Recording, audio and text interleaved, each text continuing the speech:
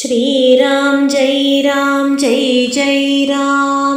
श्रीराम जय राम जय जय राम। श्रीराम जय राम जय जय राम।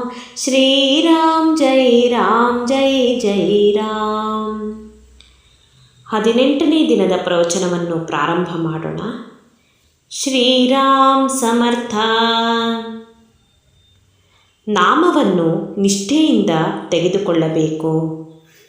ನಾಮವನ್ನು ಶ್ರದ್ಧೆಯಿಂದ ತೆಗೆದುಕೊಳ್ಳುವುದೆಂದರೆ ಹೇಗೆಂದರೆ ನಮ್ಮ ಗುರುಗಳು ಅಥವಾ ಯಾರ ವಿಷಯದಲ್ಲಿ ನಮಗೆ ಪೂಜ್ಯ ಭಾವನೆ ಇರುತ್ತದೆಯೋ ಅಂಥ ವ್ಯಕ್ತಿಗಳು ಹೇಳುತ್ತಾರೆ ಎಂದು ತೆಗೆದುಕೊಳ್ಳುವುದು. ಈ ರೀತಿಯಾದ ಶ್ರದ್ಧೆಯಿಂದ ತೆಗೆದುಕೊಳ್ಳುವವನ ಮನಸ್ಸಿನಲ್ಲಿ ಸಂಶಯ ಬರುವುದಿಲ್ಲ.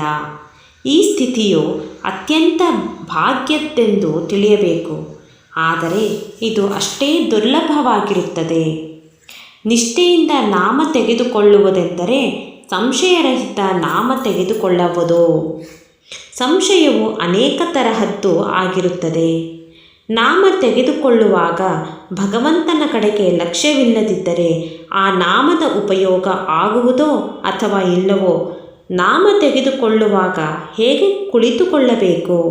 ದೃಷ್ಟಿಯು ಹೇಗಿರಬೇಕು? ಶುಚಿರ್ಭೂತನಾಗಿ ತೆಗೆದುಕೊಳ್ಳಬೇಕೋ ಹೇಗೆ? ಈ ರೀತಿಯಾದ ಅನೇಕ ಸಂಶಯಗಳು ಮನಸ್ಸಿನಲ್ಲಿ ಬರುತ್ತವೆ.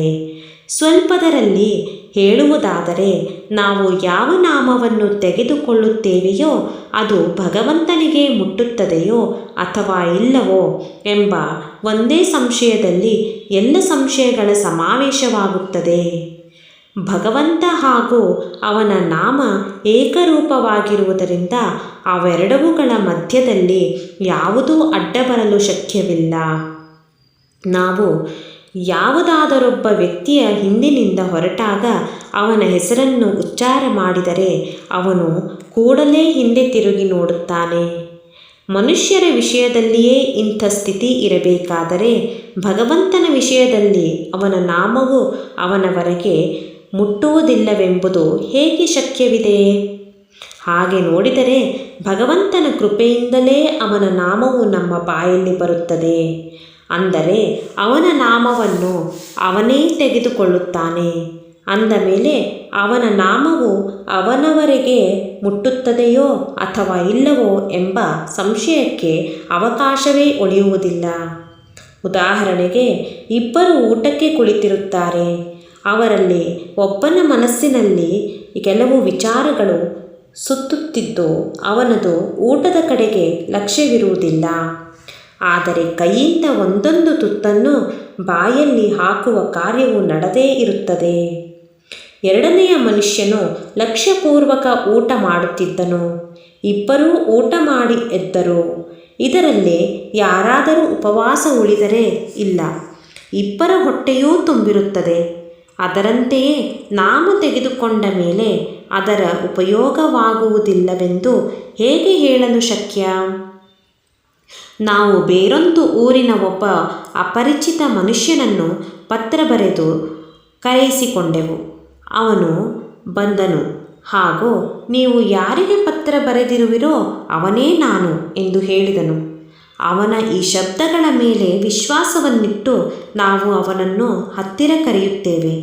ಇದರಂತೆ ಭಗವಂತನು ಹೇಳಿದ ಎಲ್ಲಿ ನಾಮವೋ ಅಲ್ಲಿ ನಾನು ಪುರುಷೋತ್ತಮನಿರುತ್ತೇನೆ ಎಂಬ ಶಬ್ದಗಳ ಮೇಲೆ ವಿಶ್ವಾಸವನ್ನಿಟ್ಟು ನಾಮ ತೆಗೆದುಕೊಳ್ಳಬೇಕು ಹಾಗೂ ಅದರಲ್ಲಿಯೇ ಅವನನ್ನು ನೋಡಬೇಕು.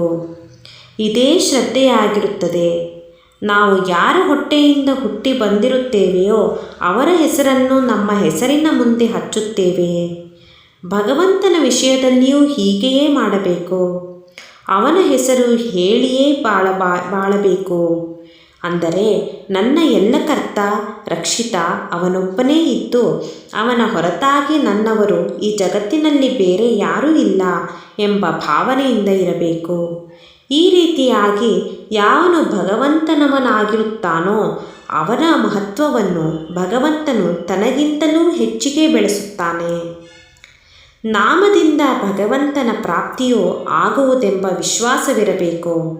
ಇಂಥ ನಾಮಕ್ಕೆ ನಿಷ್ಠೆಯ ನಾಮ ಎನ್ನುತ್ತಾರೆ. ಶ್ರೀರಾಮ್ ಸಮರ್ಥ.